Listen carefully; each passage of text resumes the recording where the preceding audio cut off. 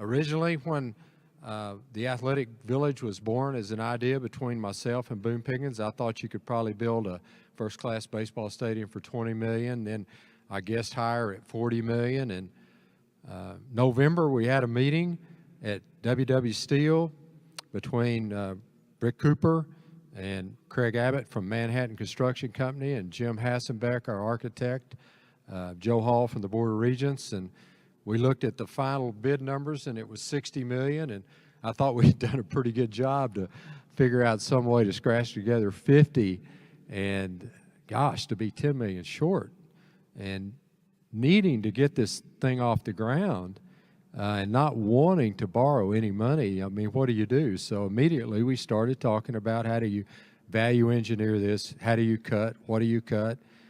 And about an hour and a half into that discussion, I just called time out. And I said, guys, this isn't about compromise. This is about being great. And you're never going to be the greatest or the best if you start compromising. So let's quit talking about cutting, and let's figure out how to raise another $10 million. If it costs $60 million, then that's what we'll have to raise. So the final tab for construction from this day forward should be right at $60 million. That's what the bids say. Probably cost a little bit more than that. There's got to be something out there that we haven't thought about that'll crop up, and I'm confident if that happens, we'll have another donor that'll step up and help us pay for it. I think the all-in will be $75 million. How do I get that number? Boone Pickens, as I said, spent around $45 million of his money buying the canvas, the blank canvas for this athletic village.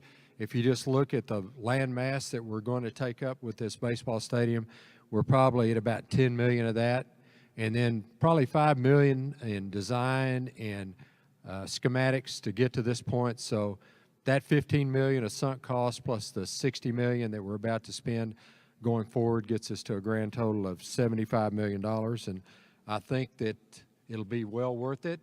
Today it seems expensive. I think it won't be very far in the future that we'll all understand what a bargain it was, and we'll be thankful that we didn't cut any corners.